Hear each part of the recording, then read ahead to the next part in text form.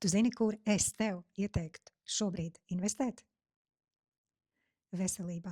Un šoreiz es runāšu par bērnu un mazbērnu veselību.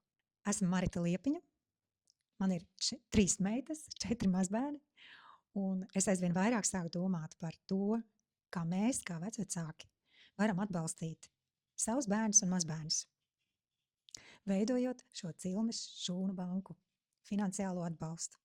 Mēs bieži nākam ciemos un pērkam faktiski daudz nevajadzīgas mantas, kuras pēc tam krājas kalnos un metam ārā. Un šāda investīcija noderēs mūsu bērniem un mazbērniem viņu dzīves garumā. Par cilmes šūnām es pirmo reizi dzirdēju tad, kad gaidīju savu pirmo bērniņu. Es ilgi domāju, investēt, neinvestēt naudiņu, bet tas bija pirms 8 gadiem, un tā laikā tas maksāja diezgan daudz. Un beigās tomēr to neizdarīju. Tad man bija 2. un 3. bērniņš, un tad, godīgi sakot, es par to visu biju aizmirsusi, jo, kad jau ir 2. un 3, tad ir tik daudz ko darīt, ka tu vienkārši aizmirsti par lietām.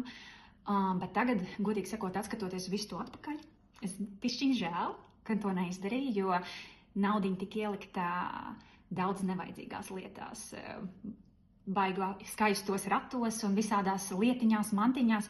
Un, godīgi sakot, es 5 reizes varēju investēt cilmes šūnās un izmest ļoti daudz lietas no saraksta, kuras tika nopirktas. Tāpēc vajag ļoti rūpīgi jāapdomā, ko pēc pirmiem bērniņiem, jo vienmēr kaut kā nopērkās visas tās nevajadzīgās lietas, un cilmes šūnas būtu kaut kas daudz vērtīgāks, ko ieguldīt sava bērna veselībā, jo veselība pats par sevi ir visvērtīgākā dāvana. Cilmes šūnas es uzskatu kā labāko ieguldījumu veselībā. Nepalaid to garām.